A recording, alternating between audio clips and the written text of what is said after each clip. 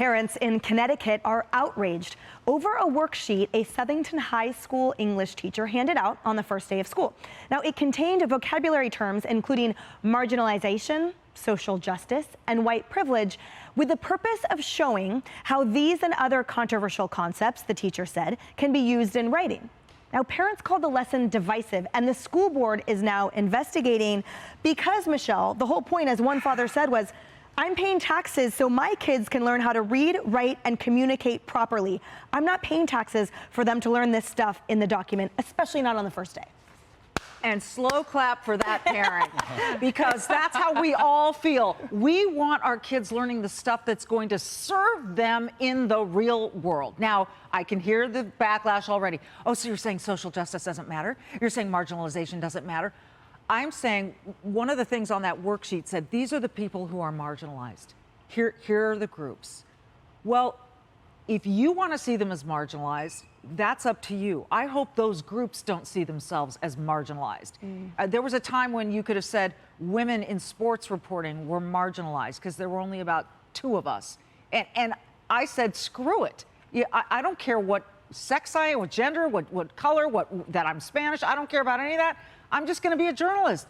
You are victimizing people without their permission. And I hope that those people who are being told that they're marginalized are saying, screw you. I am who I am. I'm an individual, and I'm going to go take the world by the horns and do what I want to do in this life. And you don't need to be teaching your students in high school to feel sorry for me. Why don't we teach them math, science, spelling, all this stuff that we need? We're so behind in the world in education right now. It's so distressing. And this is coming from the daughter of a public school teacher. Yes, and that's exactly why, Vivek, that in California, the strongest lobby groups against, at the time, this sort of CRT-esque rollout program were the marginalized groups identified in those documents and in the curriculum, because they said, don't victimize us. We actually don't want this at all. I mean, that is the subject of my book, Nation of Victims. I mean, it is, the more you describe someone as a victim, the more likely they are to be a victim. That's at the end of the day, we hear a lot of this discussion today in eliminating math tests in even a College of Engineering in Ohio this week, eliminating the math component of the SAT and ACT as an admissions criteria, adopting DEI instead. Well, you know what? Math isn't racist, but what might be racist is what might be inequitable more broadly is our failure to teach kids math effectively in public schools across this country, even when private schools actually are doing a better job of teaching their kids how to do math, how to study science. And I think that this is what I call classically the blowing woke smoke, covering up the accountability for your actual failures. And the more you're talking about identity politics, the less you're talking about the things that you've actually failed on. It's like the modern equivalent of bread and circuses. At the end of the day, the bread is the government handouts, the circuses is the modern circus of identity politics. But it deflects attention from the conversation we should be having about the failures of our public schools to teach all kids how to be competent in math and science and reading in ways that those failures are now covered up by these victimhood narratives. That's what's going on. And we talk about often the seats at the table for everyone. One of the parents here, one of the moms said, she was like, I'm not angry, but this is just divisive. And that's what it is. It takes away those seats. Well, my parents taught me just to bring my own chair to the table. And then I don't have to worry about whether somebody saved me a seat. Like you, Michelle, I mean, I'm of a generation that believes that it doesn't matter what you call me or how you feel about me. It only matters what I do. Yeah. You mentioned, though, marginalization of our children. And racism as part of all of that conversation you just had. I think it's inherently racist to prove the point of educating people to a lower degree so that they do fail.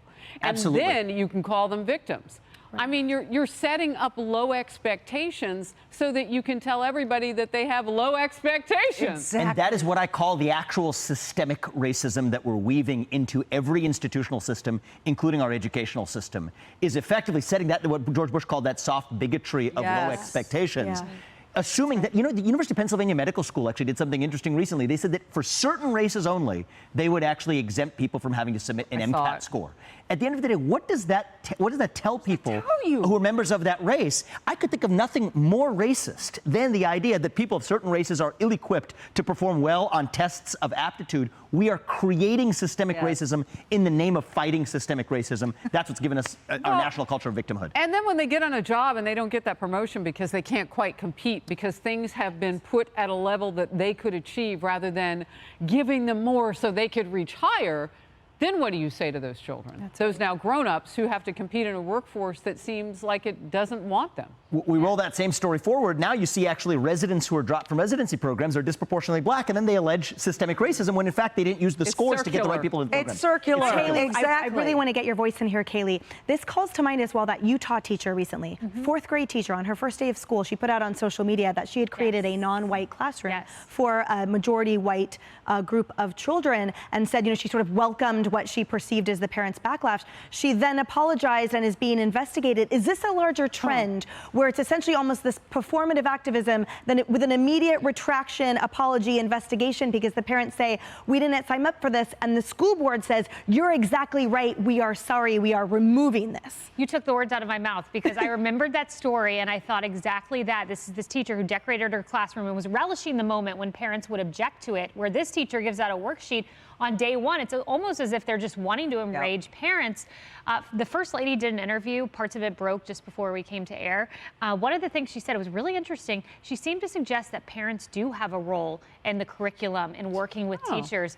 Really interesting. We are, what you had on your show, 56 days from a midterm election. And the rhetoric seems to change because, hey, parents want a role and they want a voice. That's right. And in certain places like Virginia, they were given that voice, right, through a representative. So hopefully that's the trend we see too. Hey everyone, I'm Emily Campagno. Catch me and my co-hosts Harris Faulkner and Kaylee McEnany on Outnumbered every weekday at 12 p.m. Eastern, or set your DVR. Also, don't forget to subscribe to the Fox News YouTube page for daily highlights.